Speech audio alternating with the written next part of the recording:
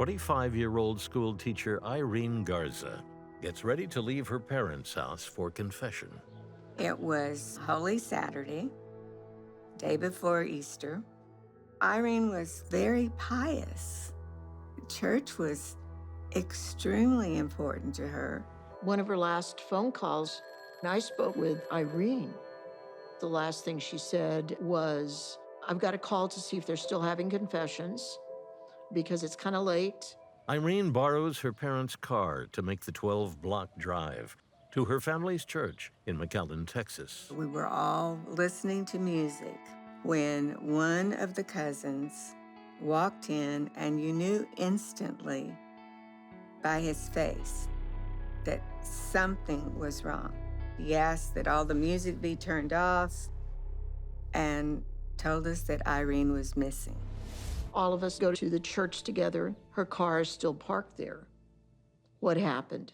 Irene was observed by many witnesses at the Sacred Heart Catholic Church. They saw her walk from her car into the church. They saw her standing in line in the confessional. After 8 that evening, no one sees Irene again. Irene was the first Mexican-American twirler in the McAllen High School band. Never had any before. She became sort of iconic in college with her beauty and her charm and her likability.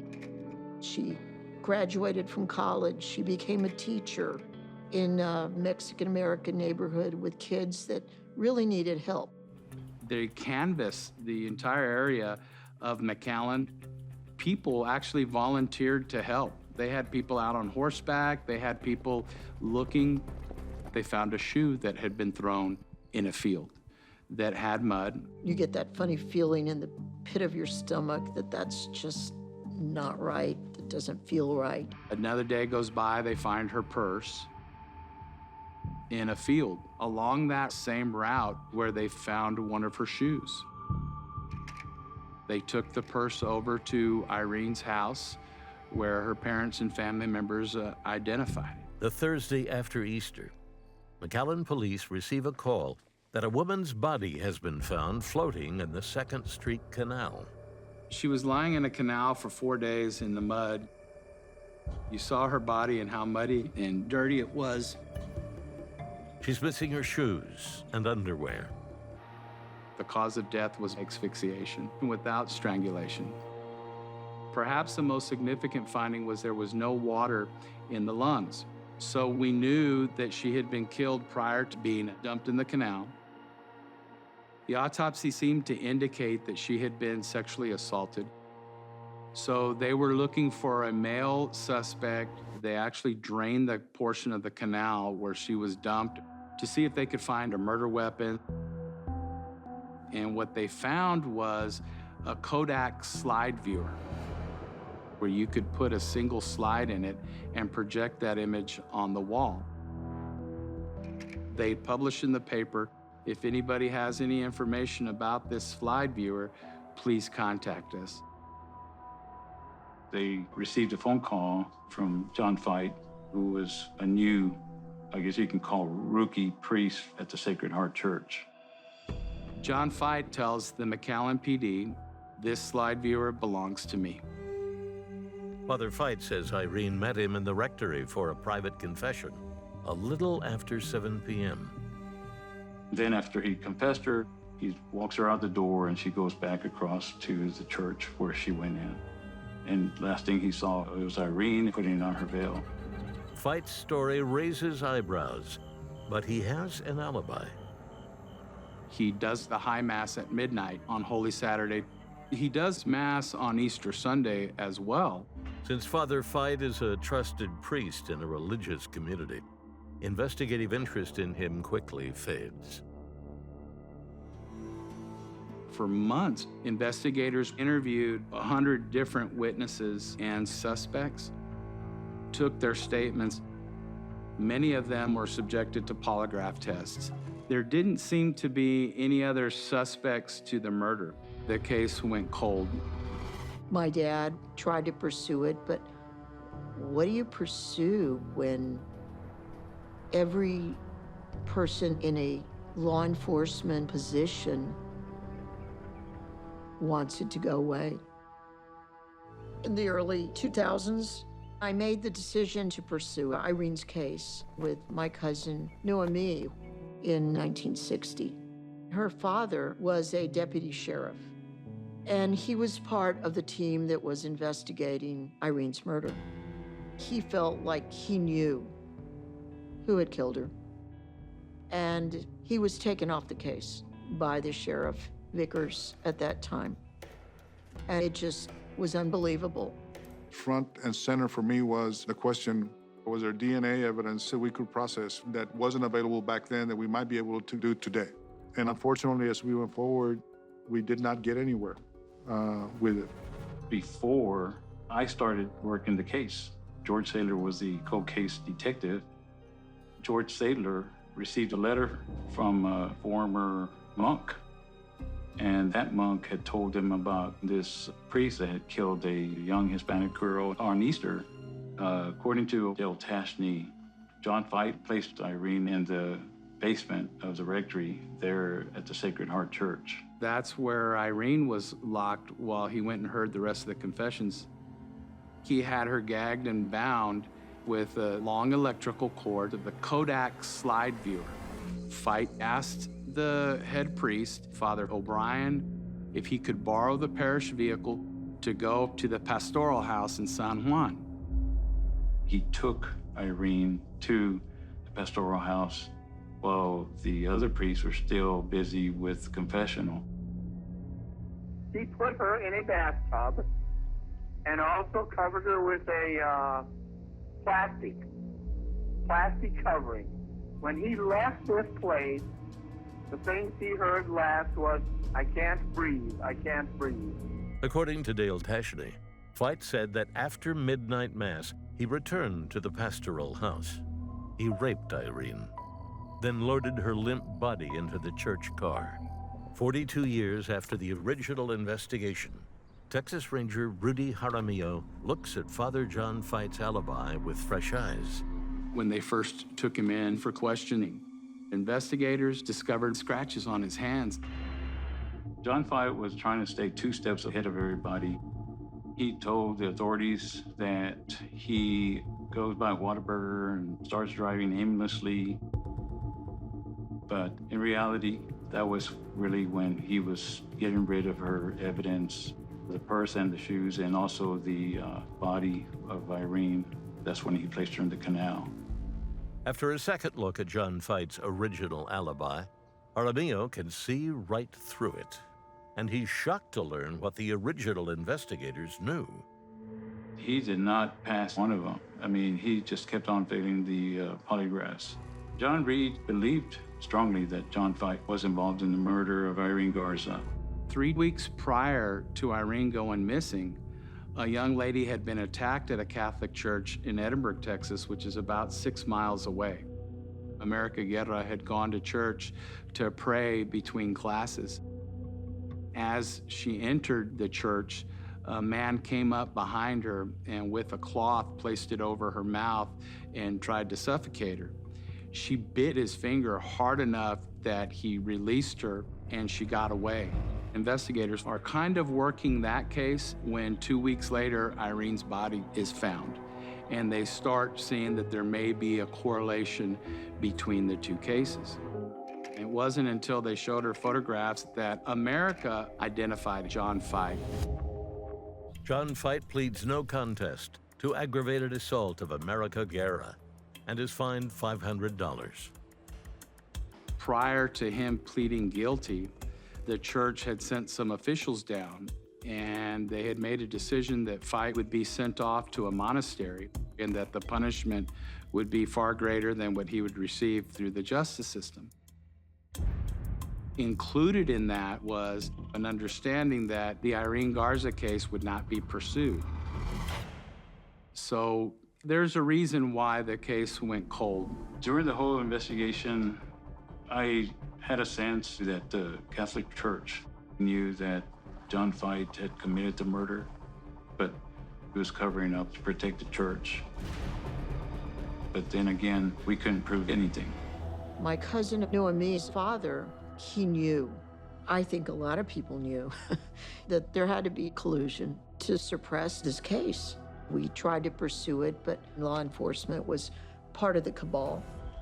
With a team of investigators building a case against John Fite, Irene's family points them to a key witness, a man whose silence in 1960 only made them more suspicious of what he knew.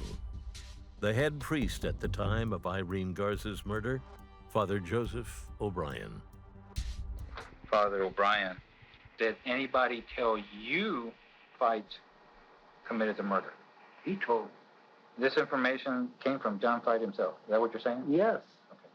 Had tricked John Fite into telling me that he had killed Irene Garza. I said, how can I help you if I don't know what happened? And then he said he bound her and gagged her, and she died of asphyxiation. Confident in the strength of his case, Michael Garza issues an arrest warrant for John Fite. In 2020, only 2 years into his life sentence, John Fite dies at Huntsville Prison.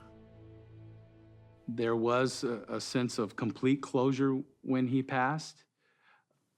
You know, the case was over with and done and you know, would never come back.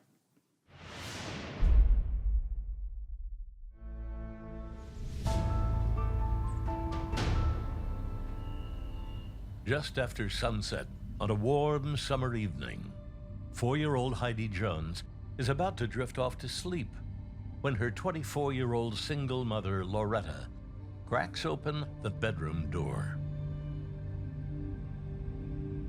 That night, my mom came to my bedroom and she told me, don't come out.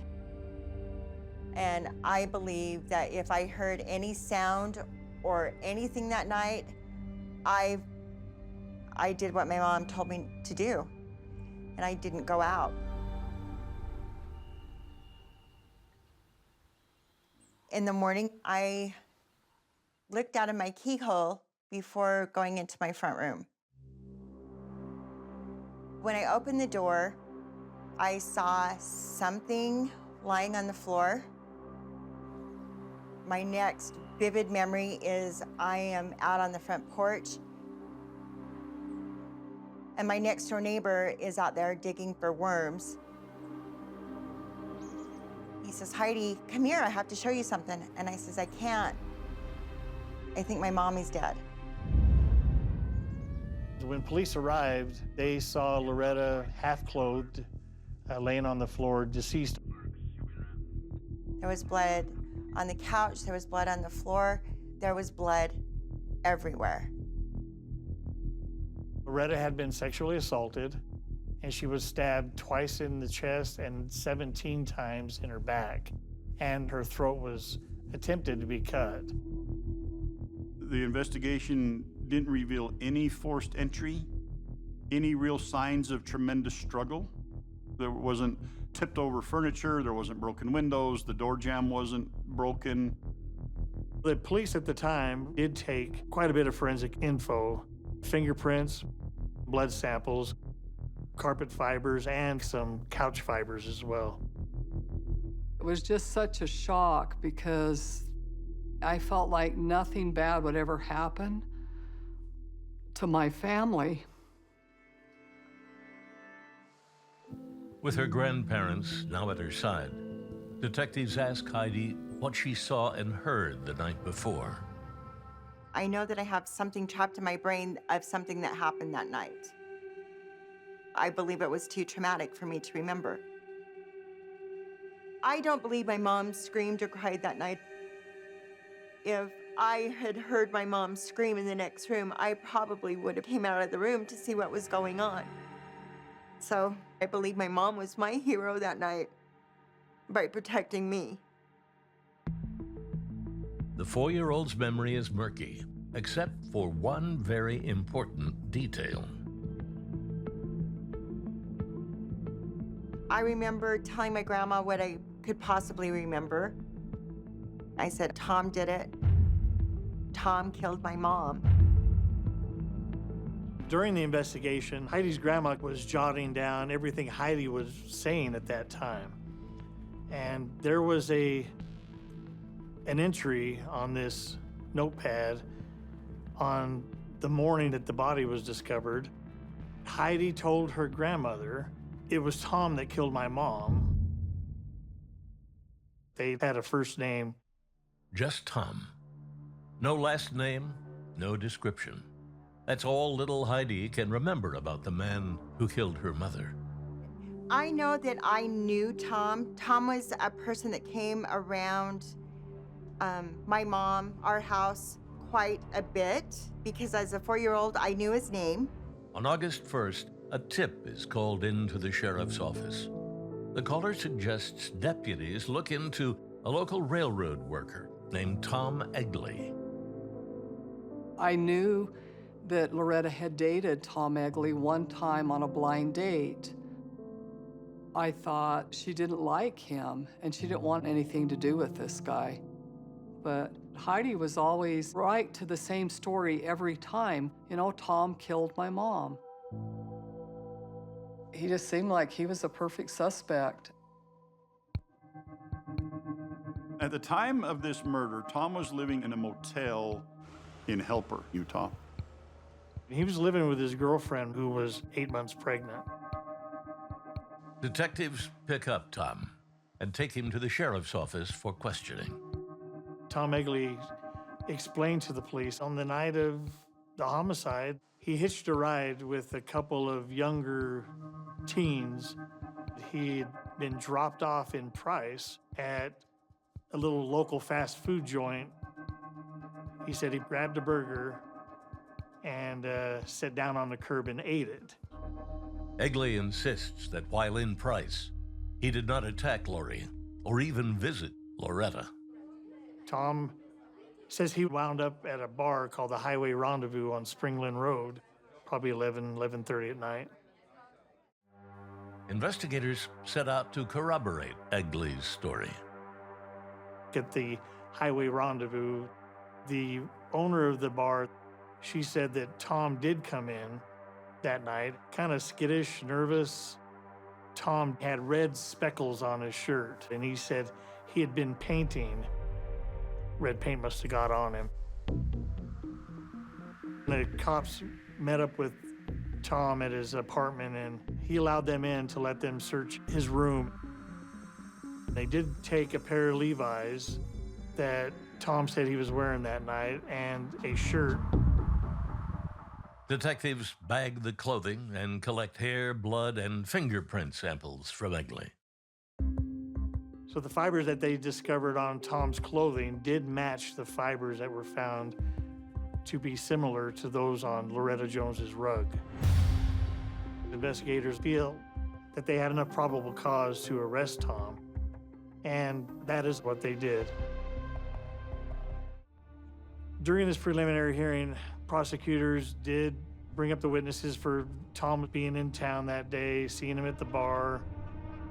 The prosecutors said the fiber evidence that the FBI produced out of their lab was similar in nature to the rug that Loretta had in her home. But Tom was known to have been in her home before. The case is thin. There's almost no physical evidence and no reliable witnesses. The judge ruled there was not enough evidence to bind him over to trial. So Tom Egley was released. Tom Egley just happened to be a guy at the wrong place at the wrong time walking around.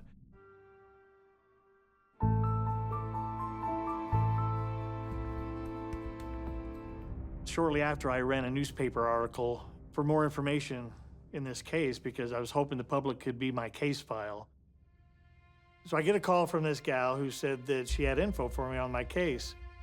She said, "Have I ever seen that Loretta wrote the killer's name in blood?" And I says, "How would you know this anyway? I mean, you weren't allowed in the crime scene." And she says, "Yeah, I was." She says, "I was living with Heidi's grandmother at the time, going to school." And the day after this happened, Heidi's grandfather asked her and one of Heidi's aunts to go to the house. The police let us go into the home long enough to get clothes and a few things for Heidi. So they went into the living room, and she says, I saw it right there with my own eyes. Didn't write the whole name, she only got the T and the O out. We pulled the photo up, blew it up, and there it was. Definite T and an O, written in blood. Wow, that is heavy-duty stuff. So I get goosebumps right now thinking about that. Loretta was trying to tell the story herself and help us out. And it looks like the last thing she did on this earth was write the letter O, and she couldn't get the M in there for Tom. Lisa Carter knew Tom personally, so she had almost a daily contact with him. And wow, then I started thinking we can use an undercover agent here. I went to Tom with the idea that I was going to betray my husband. I'm sick. If I was here, I'm done. So I explained to Tom Egley that my husband had been in training in Utah, and I let him know that during that training that Tom was the topic of the class and that he was known as a suspect in the murder of Loretta Jones. I said, I've known Tom 20 plus years. He said, Tom's kind of in a bad spot. And I said, what do they have? Said that they still had the swabs from the night of the killing that the people from the autopsy took. Well, I don't know how they can have DNA. Lisa spends 2 more days gaining Egley's trust. And then she strikes gold. He said he just was in the neighborhood and he knocked on the door. He said that Loretta Jones let him in. Okay. And the door closed, and then what? What would you think happened? If you had to guess, what would you think happened? I was turned down for sex. Okay. And that made you feel how? Like and when she come back, I stabbed her. It totally blew me away. He never changed his voice, and I think that's what got me. It was just like as if I was telling you about Sunday dinner. He acknowledged that she wasn't dead, that she was moaning. And I said, well, did you have sex with her? And he said, yeah, of course I had sex with her. He said it was consensual. And I said, Tom, you stabbed her. How is that consensual? And he said, she didn't tell me no. And it took me a while before I was able to process what I just heard. I don't believe there's any remorse to Tom at all. I don't believe he even cares. So you remember having sex with her, and then what? I lost it. I cut her throat, and I left. That just blew me away. I could not react. I didn't know what to say. I know a good admission when you hear one, and I had it. I had a lawfully obtained admission to murder. Tom stood up, and the judge asked him if he had anything to say. And the only thing he had to say is, I'm sorry I killed her, and I'm surprised you're doing something about it after 46 years. And, you know, our family's sitting there in the courtroom like, really? What do you mean after 46 years? It doesn't matter if it was 46 minutes, 46 days, 46 years. The fact of the matter is you killed our sister. For somebody like that not to show any remorse, it was just mind-boggling.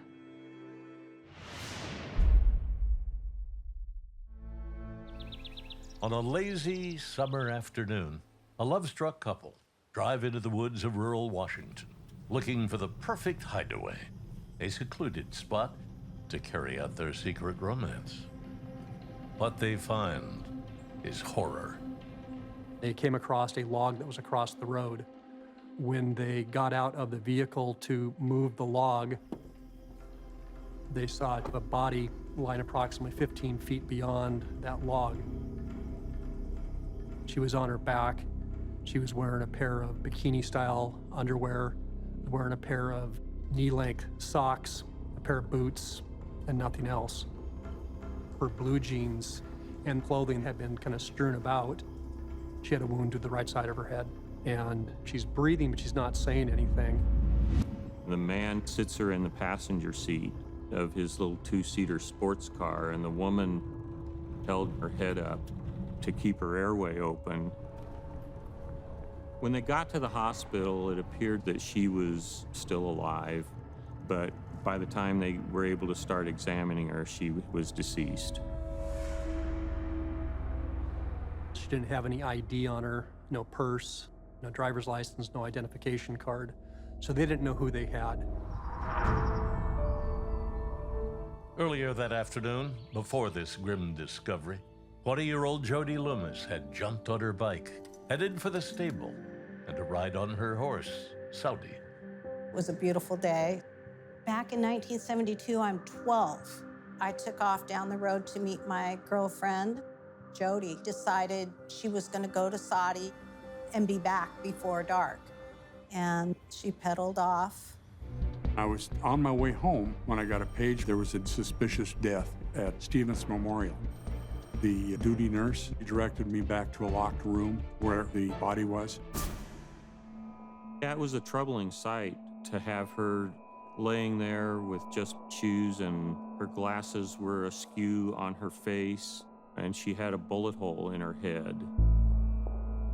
We could see that there was dirt and leaves were stuffed in her underwear. Her boots would have been put on after the underwear was pulled back up. I observed what appeared to be seminal fluid in the crotch of the underwear. It was obviously some kind of a sexually motivated homicide.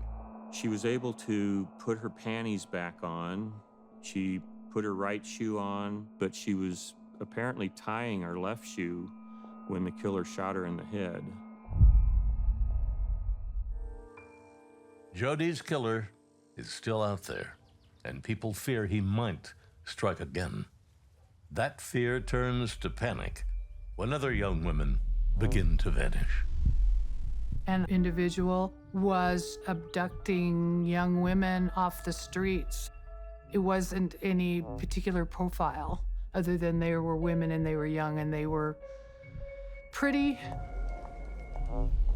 There was a serial killer killing college-age girls in the Pacific Northwest. The individual that police believed responsible for that was a guy by the name of Ted Bundy. The similarities between Jody's case and the Bundy murders were that she was the right age group, college age, and probably the right hairstyle. A lot of them had their hair parted down the center. Jody parted her hair down the center. People in Snohomish fear this notorious killer has struck again. Yet investigators realize that Jody's murder doesn't match up with Ted Bundy's MO. Ted Bundy would put his arm in a sling or carry a crutch or do something as a ruse to get a college student to help him. They had been seen getting into a vehicle willingly with somebody. Well, this isn't the same thing. She was riding a bicycle. They were bludgeoned. In Jody's case, she was shot. It just didn't fit right. Investigators eliminate Ted Bundy, leaving them with no solid suspects in Jody's murder. The case of the young woman who went out on a bike ride and never came back goes as cold as the winter winds that blow down from Canada. As time progressed, there were no more leads, and there was nothing. There was just silence for years and years and years, and then decades. I really felt that nobody cared.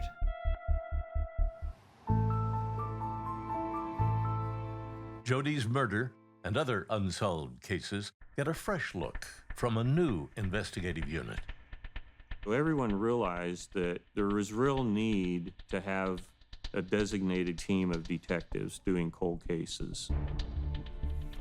Jody's case fit the criteria that the cold case team was looking at. It was a homicide, sexually motivated homicide, and he could tell she was a completely innocent victim. One of the best tools that we had as a cold case detective was DNA. With Jody's case, intact spermatozoa had been taken from the vaginal swabs at autopsy.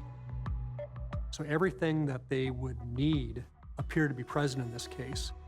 We knew that we could go get these vaginal swabs, the slides that had been sent to the hospital, and we were going to get a DNA profile and upload it to CODEST and solve this case right away. Justice for Jody hangs on a DNA sample from her crime scene evidence. But investigators, again, hit a major obstacle. Then we found out that there was no DNA evidence anywhere. We couldn't find it. All were missing. You know, we were just flabbergasted. And it was just devastating when we realized that those things had been lost. So investigators search for another sample. But we had Jody's shirt, her bra, jeans, and both of her boots. I sent all those items to the State Patrol Crime Lab to see if they could find any DNA evidence that might have been missed or left on another article of clothing. I got a phone call from the forensic analyst at the State Patrol Crime Lab telling me that he found a spot of DNA evidence on Jody Loomis's left boot. We were so excited about it that we drove to the crime lab and went back to his workstation, and he showed us the slide, and I counted 25 spermatozoa on it. And it was like, yeah, we actually do have what we need to solve this case. It was wonderful. You now have a DNA profile, and if you can't match that up with anybody, you don't have anybody to pursue. No suspect, no one being handcuffed, no one being charged, and no hope of that occurring anytime in the near future. I didn't know if I'd ever see the face of who murdered my sister. For 10 long years, there's not much to hold on to. That all changes with one forensic advance. Detective Scharf became aware of a new use of technology called forensic genealogy. Using a suspect's DNA, a genetic genealogist searches for partial matches in public DNA databases. Those partial matches lead to a family tree. Someone in that tree could end up being an exact match. The DNA information was sent to a genetic genealogist. And actually, she spent 58 hours over a 3-day period to come up with a son of Jaquetta and Albert Miller. Jaquetta and Albert Miller had 6 sons and 1 daughter. So now law enforcement had 6 males that one of them was likely the donor of that DNA.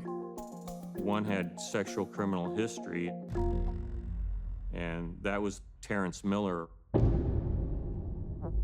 A couple of years after Jody's murder, he was arrested for statutory rape and child molestation, but he got a deferred prosecution for going through counseling, so Terry didn't go to prison. So now that we knew that he was a sex offender, we started following Terrence Miller around. They've got to get a known sample of DNA from the suspect surreptitiously, so you're not alerting him, and then compare that to the original DNA sample. The only way this groundbreaking technology pays off is if undercover officers could get a sample of Terrence Miller's DNA. We asked them to follow Terry around until they could get anything that touched his lips, because we wanted a saliva sample. That's your best evidence to test for DNA. So they followed him to a casino. They watched him buy a cup of coffee and then discard that cup in a garbage can. Seconds after that coffee cup was thrown in the garbage, detectives secured it, put it into a plastic bag. They brought me the cup, I booked it into evidence and took it to the crime lab and crossed my fingers.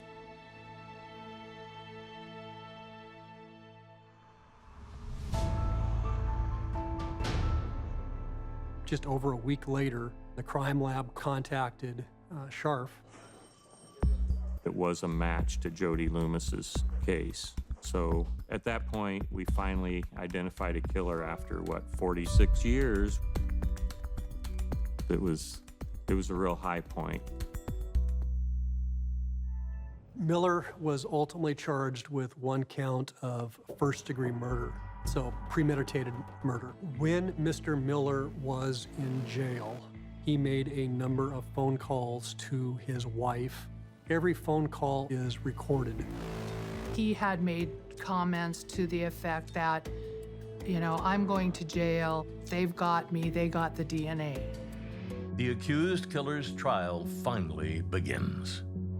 Monday morning, I was at my desk, and about 9:30, we received a phone call from patrol. They were at the Miller house. Terrence Miller had apparently committed suicide that morning. We were told the jury had not been informed that they were continuing to deliberate. Then they came back a little bit later on and said, all right, everybody to the courtroom. And the jury announces that he's guilty. Oh, thank goodness. There was no justice when that trigger was pulled. I wanted him to go to prison because I pretty much knew what was going to happen to him in prison, and it was not going to be pretty. I wanted them to see him be handcuffed and led from the courtroom. He took that from them.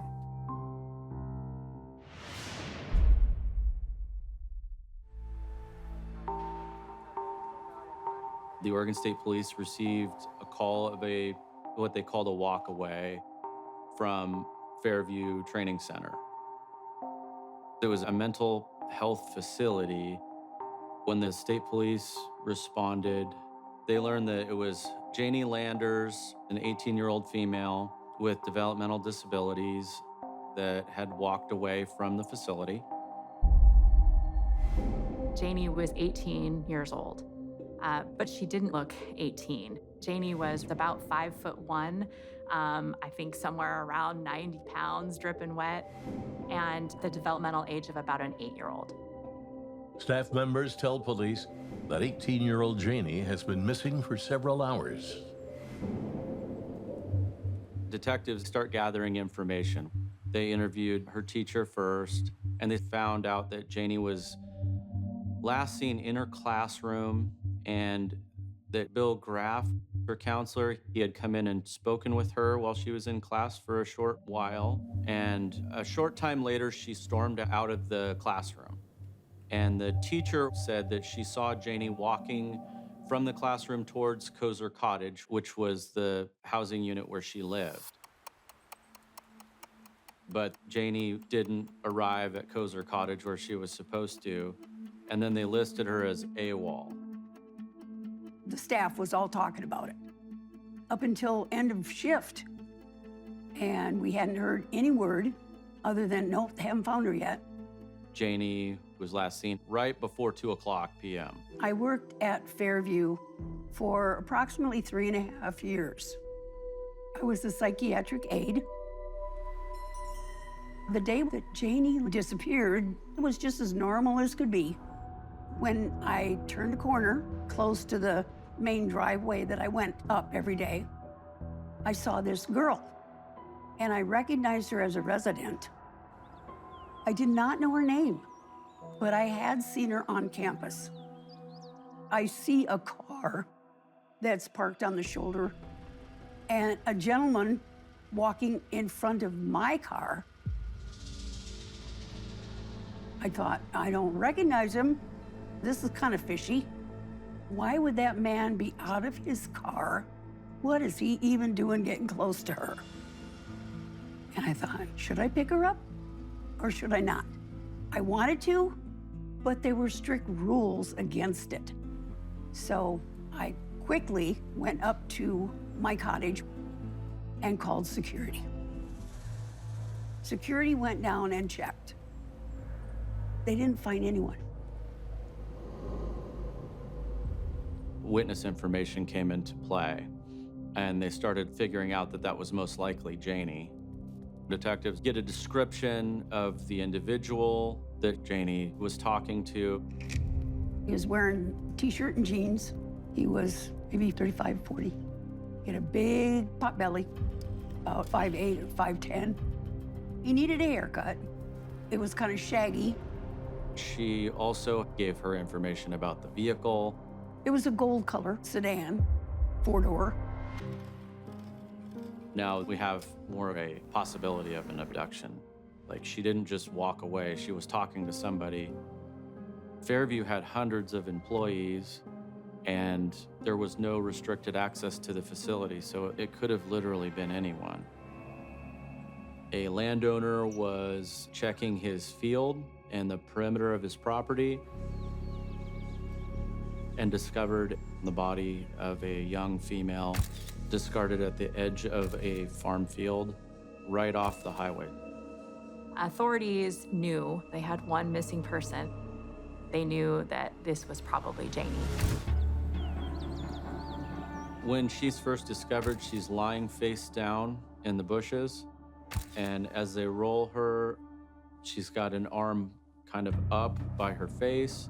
There was a lot of blood coming from some stab wounds on her neck area. The victim is 18-year-old Janie Landers. There wasn't a lot of evidence. There was blood there. There was no signs of a struggle. It was pretty clear that the body was just dumped in the bushes. She had been stabbed somewhere else, and she had fought for her life. Detectives canvassed the area and talked to the homeowners in the immediate vicinity, but they didn't find anything.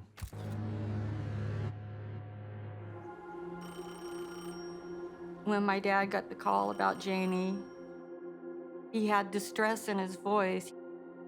And then he tells us, Janie's body was found. It looked like she had been murdered. I didn't want to believe that they found her dumped somewhere. In the autopsy, one of the things that was determined was that her stomach contents were consistent with what was served at the noon meal at Fairview on March 9th. That information would suggest that she was killed shortly after she was last seen. In 1979, when we want to broadcast information to the public, we were going through the newspaper primarily. The Statesman Journal was where we would generate leads and tips from. Leona was descriptive enough that it gave detectives confidence to try to call in a sketch artist. There was newspaper articles about Janie being missing, and the sketch of the suspect was put in the paper. Two women that worked at the food cart on Fairview saw the article in the paper and the sketch of the man last seen talking to Janie, recognized him as a man that they had served at the food cart the day she went missing on March 9th. We don't know who he was, but we know that he at least came and he had lunch there. We didn't have a lot of other information to go on. Chuest hangs her last hope of solving Janie's murder on the promise of new technology. I talked to Detective Hinkle and a couple other officers. I knew just from my own studies and watching TV that the technology was better in 2015 than it was in 1979. They had the ability to test her clothing to see if anything was there, was there ability to match DNA. I ended up collecting 4 isolated bloodstains from Janie Landers' shirt to send to DNA that I thought might be transfers from the perpetrator. If the perpetrator had picked her up and had, say, a cut on his finger or hand, and he had grabbed her and maybe put her over his shoulder, that would be a location where his hand would naturally go to her back. 9 months after Janie's shirt is submitted for testing, the results come back. I got a call from Jen telling me that there was a CODEST hit, and the suspect was Gerald Dunlap. So I wanted to know, who the hell is Gerald Dunlap? His DNA profile was in CODEST because he was sentenced and was in Oregon State Prison at some point. Gerald Dunlap is a convicted sex offender, first arrested in the 1960s.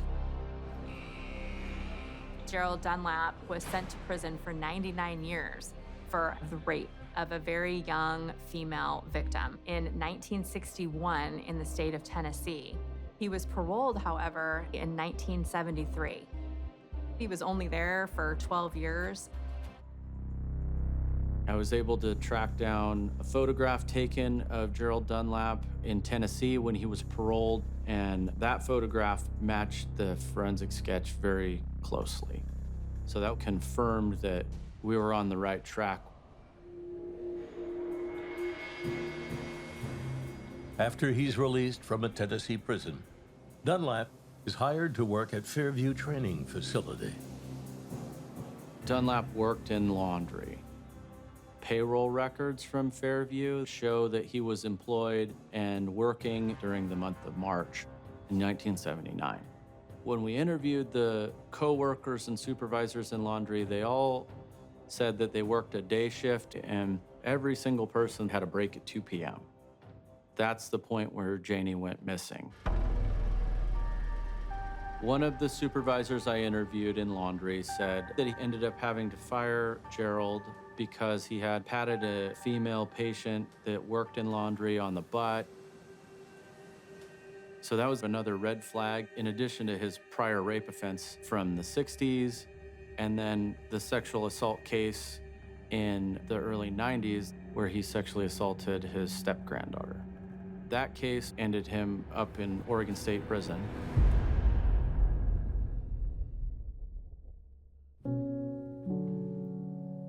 What we were dealing with was a serial rapist, somebody who preyed upon young women.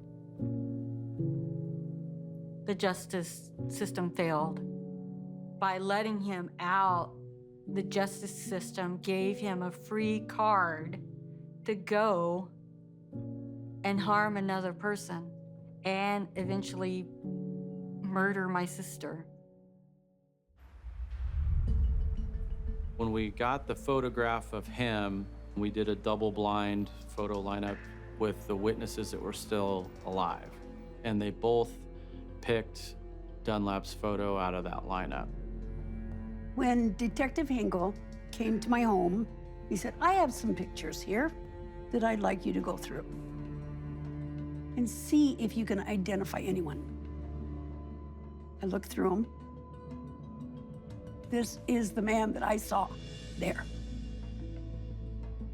And he says, yeah, we got him.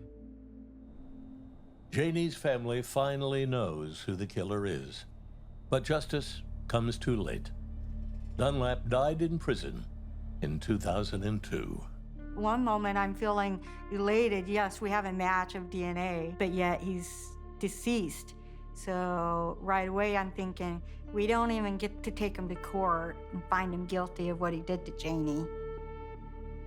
I was disappointed that Gerald Dunlap was dead. I want 12 jurors to come in and I want them to say that Gerald Dunlap is guilty of this crime.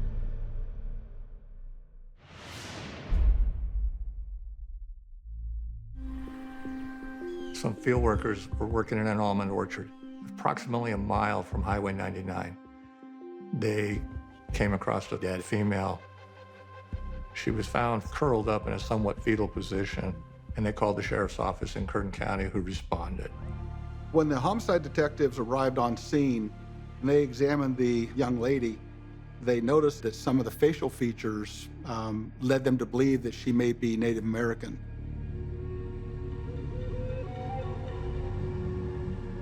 The victim was about 35 years of age, fully dressed in a pink top, blue jeans, and white, very clean sneakers. The front of her top was completely saturated in blood.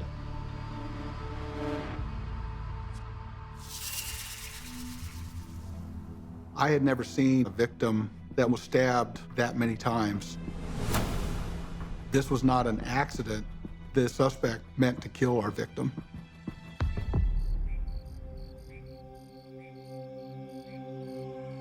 In examining the scene, the detectives saw that there were tire tracks, but there was no other footprints. So the investigators theorized that the young lady was killed elsewhere. It's commonly referred to as a body dump. She had no identification, she had no jewelry, she had no purse. When you don't know the name of a victim, completely unidentified Jane Doe, you're not sure where to look for witnesses. It's very difficult trying to track those leads down. At the coroner's office, the coroner stated that it appeared the victim had been raped. Swabs were taken of the semen for collection as evidence. She also had 2 tattoos. These were the most prevalent identifying marks that she had on her. She had one tattoo that was a rose. Above it said mother, and below it said, I love you. And then she had a second tattoo that was a heart that had the name Shirley in it. Above it said, love you, and below that said Seattle. Janitors at Westlake High School received a call of a mannequin lying in the parking lot. They got closer and realized it was a young woman, partially disrobed, obvious stab wounds in her upper body. Her shoes were tossed up on the hillside. Bloody drag marks were seen in the parking lot. She had been brought there in a car and drug up on the hillside where she was found. A second woman has been found dead, murdered the same way as the Jane Doe victim in Kern County. She had on a light-colored top that was soaked in blood. It was very evident that she had put up a fight. She had defensive wounds on her arms and her hands. She had been raped. She had no identification. She had no jewelry. Until she's identified, this victim will be referred to as Jane Doe Ventura. When they did the autopsy, they learned that she had been stabbed approximately 29 times. In 2011, I had retired from the Sheriff's Department and was in the process of being rehired by the District Attorney's Cold Case Unit. Almost immediately, investigator Steve Rhodes takes over the Ventura Jane Doe cold case. DNA evidence that had been collected in 1980 from the rape kit and from the victim's clothing was submitted to CODEST for analysis using the newer DNA techniques. The Department of Justice informed us that there was a CODEST match. They got a DNA hit on the rape kit from Jane Doe Ventura. Finally, after more than 30 years, we had a match for a suspect.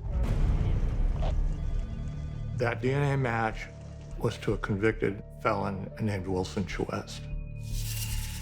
Wilson Chuest is locked away behind bars in state prison, serving a life sentence for a string of sexual assaults.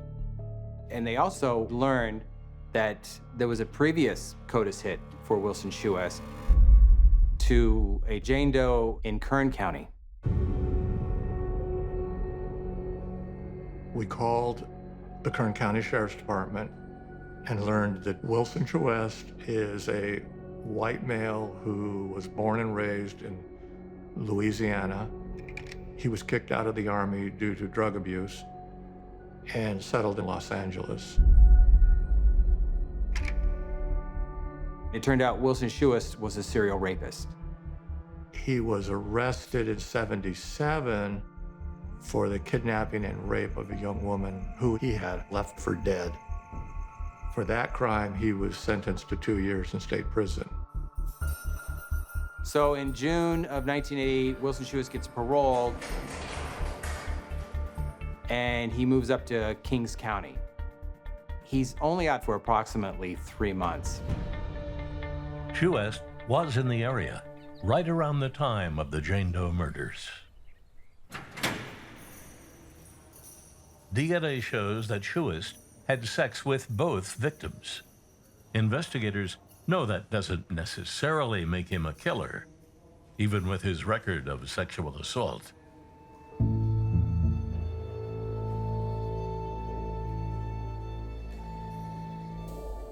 You never had sex with her? I don't know her. So there's no way your DNA is going to be in this girl's clothing? No. In this case, the lie is as good as the truth. I asked him if he would voluntarily give us his DNA sample, and he allowed us to collect a DNA sample.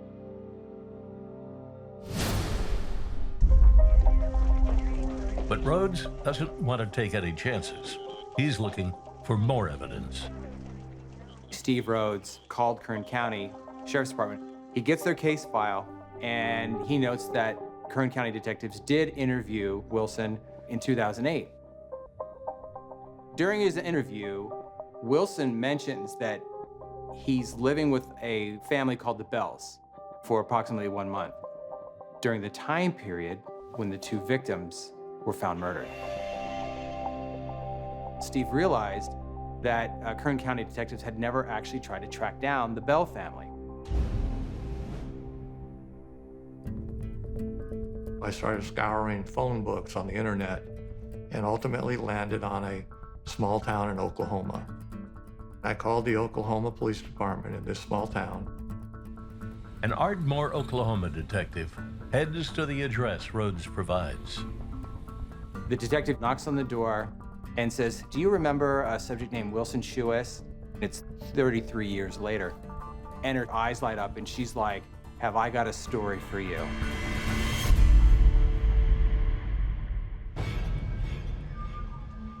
I got very excited. So shortly after our phone conversation, my partner and I met with Mrs. Bell and her youngest son, Scott. Scott says, "Is it because of that woman he killed in Bakersfield?" Scott told us that Chuest had said he had picked up some broad in a bar, took her out to the country, and killed her. Chuest told Scott that he then dumped her body in the middle of nowhere. It all came together. This has to be Jane Doe Kern. At his hearing, Chuest pleads not guilty. In July 2018, 38 years after the killings, Chuest is found guilty of the murders of the Ventura and Kern County Jane Does. He was sentenced to 2 consecutive terms of life without the possibility of parole, but we still wanted to know the identity of these victims. We decided to do something I've never done before or since. We went to Wilson to see if he would tell us. And he told me that he picked up Jane Doe Kern County at a bar in Hanford. He didn't know who she was. I asked him where he got Jane Doe Ventura County from, and he told me he found her hitchhiking in Visalia. I felt it was important to find out who these women were. And I'm sure there's some family out there that are wondering, where did she go? I want to answer that question. In 2020, February, I was at a women's conference. I just, for once, thought, okay, I'm gonna share. And I said, my Auntie Shirley's been missing since 1979. A few days later, One of the women emails her. She said, look on Facebook. And there was that picture that I seen, the one that they call Becky Ochoa. And I'm like, oh my God. And I said, I know it's her. I know it is her. And then when I seen the tattoos, I couldn't believe it. The person from Jane Doe Project asked me to upload my DNA. She said, it's her. I cried, I laughed. I mean, it was just crazy, a lot of emotions. Yeah. When I heard that we had identified Shirley, I felt so good for Violet. But we're still trying to identify Jane Doe, Ventura County. With the DNA Doe Project, we have traced her family line out of Guatemala and into New Mexico. And it's starting to look like she might have ties to the Los Angeles area. I believe we're very close to finding out who she is. To give back her name, it just ends a pledge that I had made to all my victims. I'm going to do my best to seek justice for you. And that's my service to my community.